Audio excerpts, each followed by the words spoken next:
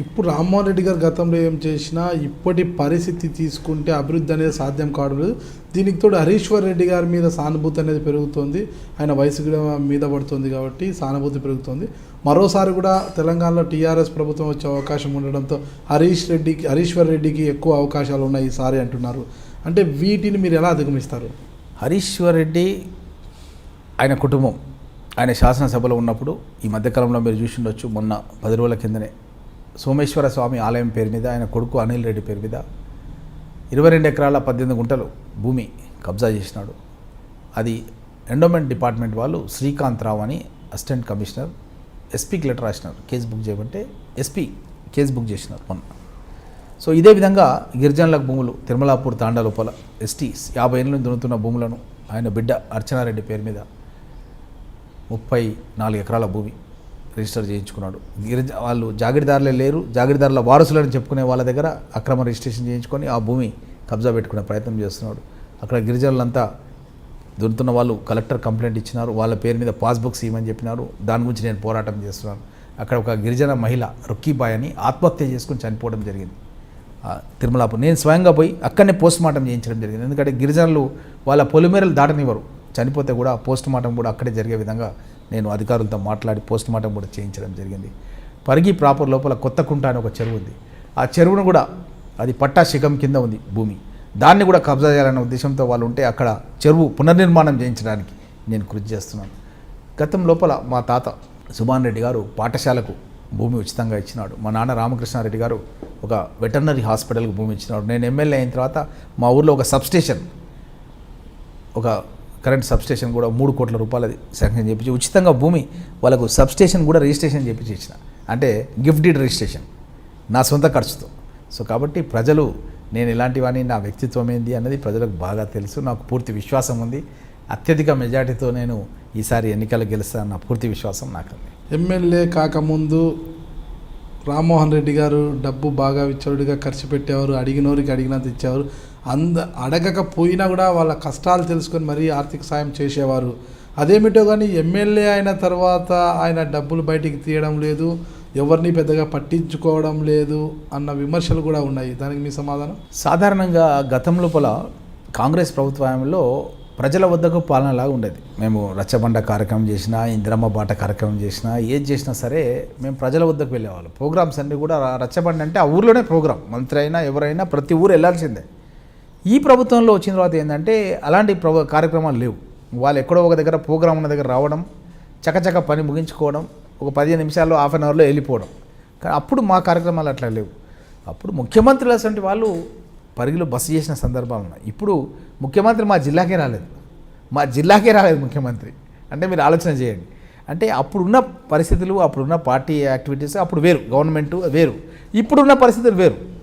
కాబట్టి ఇది ఓన్లీ ఏంటంటే గవర్నమెంట్ స్కీమ్స్ ఆర్ డిఫరెంట్, పబ్లిక్లో మింగిల్ అయ్యే స్కీమ్స్ ఈ గవర్నమెంట్వి లేవు. కాబట్టి ఆ విధంగా భావన కలిగి ఉండొచ్చు. అంటే ఎవరైనా మీ దగ్గరికి వచ్చే వారికి డబ్బు ఇవ్వడము, వారి కష్టాలు మీరే ముందుగానే తెలుసుకుని వాళ్ళకి ఆర్థికంగా సహాయపడటము, ఇవన్నీ చేస్తుండేవారు. ఇప్పుడు వాటిని చాలా దూరంగా పెట్టేశారు.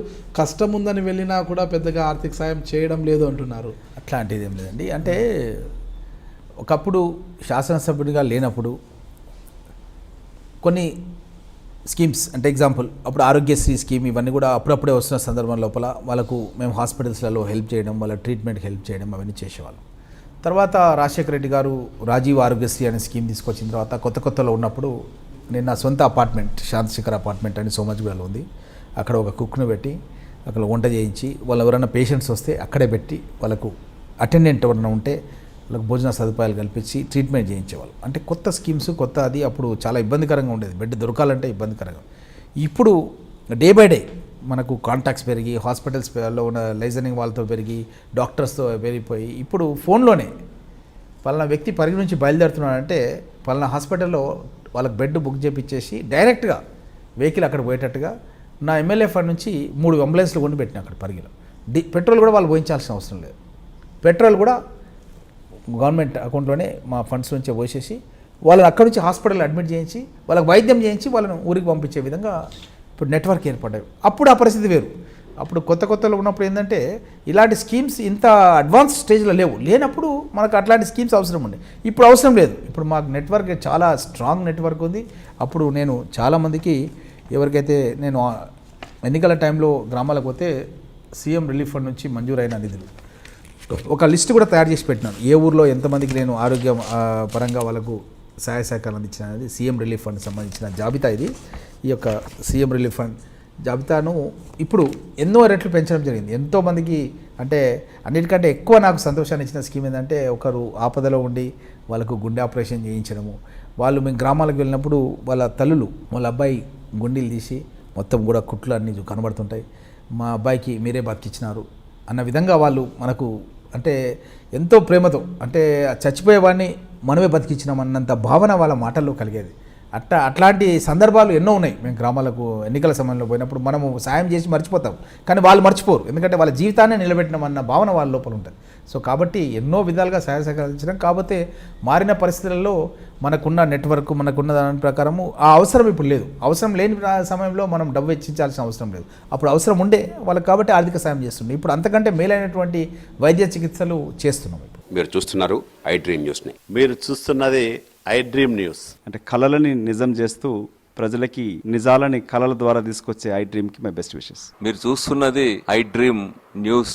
మీరు చూస్తున్నారు I dream channel. For more videos, please subscribe iDream. మరిన్ని వీడియోల కోసం ఐ డ్రీమ్ని సబ్స్క్రైబ్ చేయండి. Please subscribe I dream. And I'm very much satisfied with the way interview went on. Kindly subscribe to iDream. For more videos, subscribe to iDream. and loads of fun entertainment and content.